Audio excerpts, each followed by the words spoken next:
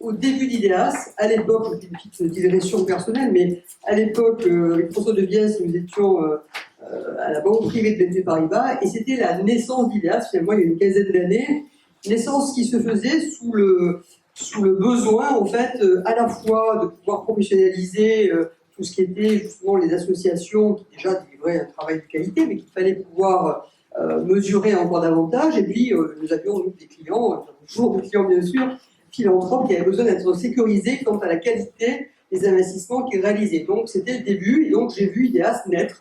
Donc, j'en suis tout à fait heureuse, et je vois le chemin parcouru jusqu'à maintenant. Donc, il faut bien sûr tous vous féliciter. Parce qu'IDEAS aujourd'hui, c'est quand même, comme vous l'avez dit, reconnu, et donc nous continuons bien sûr à travailler avec vous, et nous travaillons finalement BNP Paribas à divers titres, c'est-à-dire qu'à la fois il y a du mécénat de compétences, avec l'université qui nous a rejoint, à la fois il y a des questions d'hébergement, il y a des questions de travaux sur le laboratoire, on a participé je crois avec le lab IDEAS sur le RGPD, enfin bref, des travaux divers et variés, mais toujours dans le même esprit et la même conviction qu'il faut professionnaliser tout ce travail associatif. Et finalement, quand on regarde ce que fait IDEAS, bon, les trois grands chapitres en quelque sorte dans lesquels IDEAS excelle, bon, il y a le label, bien sûr, hein, ce label qui a beaucoup de force, hein, plus de 50 maintenant structures qui ont été labellisées. Je crois que c'est très important parce qu'encore une fois, ça donne beaucoup d'outils pour aider à grandir et aider à se transformer les associations. Donc le label est très important. C'est très exigeant. Il y a ensuite ce travail que vous faites en accompagnement personnalisé des associations, fondations, pour encore une fois les aider à grandir dans des conditions, bien sûr d'éthique, mais les aider dans des conditions d'impact qui soient tout à fait favorables. Donc là, il y a un rôle très actif à mener. Puis après, il y a ce travail qui peut être aussi sur le travail de la participation aux réflexions de place, qui a aussi beaucoup d'importance. Et tout ça s'inscrit dans une évolution, parce que vous parlez ici d'évolution, qui me paraît très significative, qui est finalement ce qu'aujourd'hui on appelle l'impact.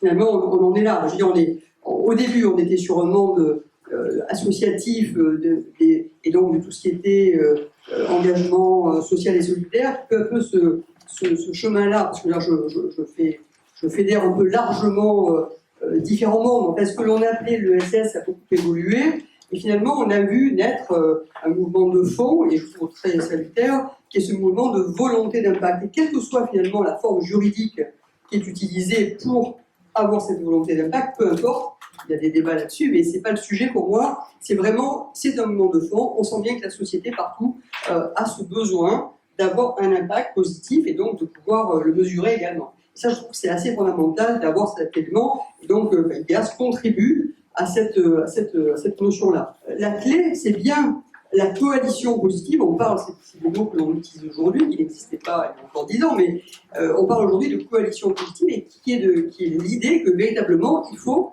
s'associer entre le monde public, le monde privé s'entendant aussi bien par le monde associatif que par le monde des entreprises, bien évidemment, ou des citoyens à tous les niveaux. Et que c'est ces coalitions qui peuvent véritablement, elles, faire avancer toute cette volonté d'amélioration du présent et du futur. Donc, et tout ça pour vous dire que je pense que réellement, le sujet dont on parle aujourd'hui, dont vous allez parler, c'est vraiment très important d'avoir tout le temps cette volonté d'améliorer les pratiques et de le faire ensemble, parce qu'encore une fois, le monde sera meilleur s'il y a association de différents acteurs au lieu, au contraire, de chercher à les opposer, ce qui a pu être le cas, ce qui peut l'être encore quelquefois.